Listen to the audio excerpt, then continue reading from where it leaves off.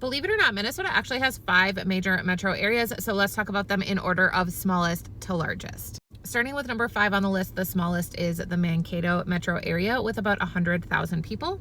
Mankato is located in like the south central part of the state, and it is where like prairie land meets the Minnesota River Valley.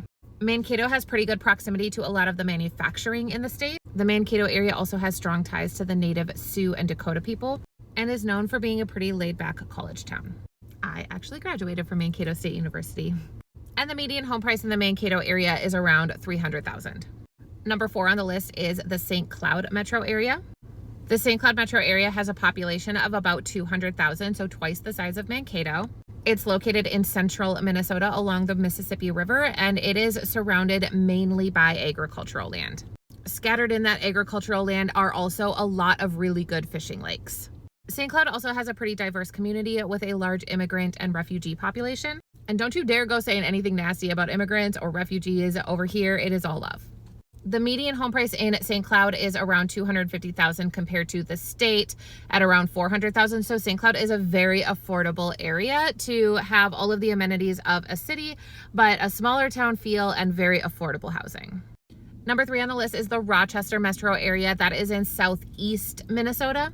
Rochester has a population of around 230,000 and is home to the world-renowned Mayo Clinic.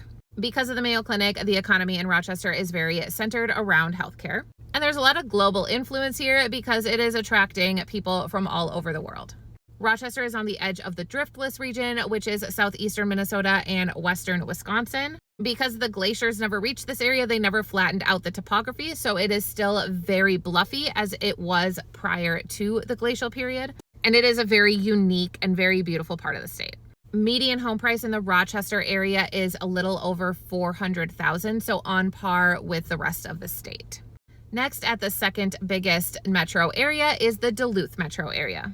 The population of the Duluth metro area is around 280,000 and is a personal favorite of mine. I think about it as the gateway to the North Shore, which is literally my favorite part of the entire state. Duluth has a very strong outdoors and arts culture. One of the main economic drivers here for a very long time has been its access to the shipping ports. So both the mining and lumber industries of northern Minnesota heavily relied on being able to ship out their materials through the Duluth Harbor.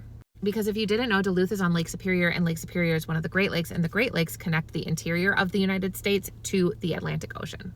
And even though the shipping industry has declined since its heyday, Duluth is still a very popular area and has replaced a lot of that economic drive to be more tourist and outdoor related. The median home price in Duluth is around $290,000. Again, a very affordable metro area considering the state median is around $400,000. And finally, at number 1, we have the Twin Cities metro area, which consists of Minneapolis, St. Paul, and the surrounding suburbs. The population of the Twin Cities metro area is just under around 4 million. The Twin Cities is located on the eastern edge of Minnesota, very close to the Wisconsin border. Both the Minnesota and Mississippi rivers converge here in the middle of the metro area, and then a little bit later on, they join the St. Croix River, which is the river that divides Minnesota from Wisconsin. If you haven't noticed yet, all of our metro areas have something to do with water, which is not surprising considering Minnesota is the land of 10,000 lakes. So water is kind of our thing.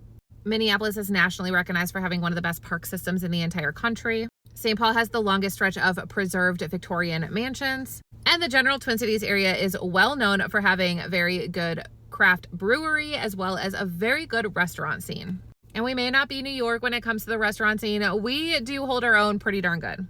And the median home price in the Twin Cities area is around $400,000. Although there are many neighborhoods in both Minneapolis and St. Paul and the surrounding suburbs where you can buy something easily in the $200,000 range, and a few spots where you might even get something a little cheaper than that. And there you have it, a guide to Minnesota's 5 major metro areas. Let me know what questions you have in the comments or if there are other areas you would like me to talk about. Okay, bye!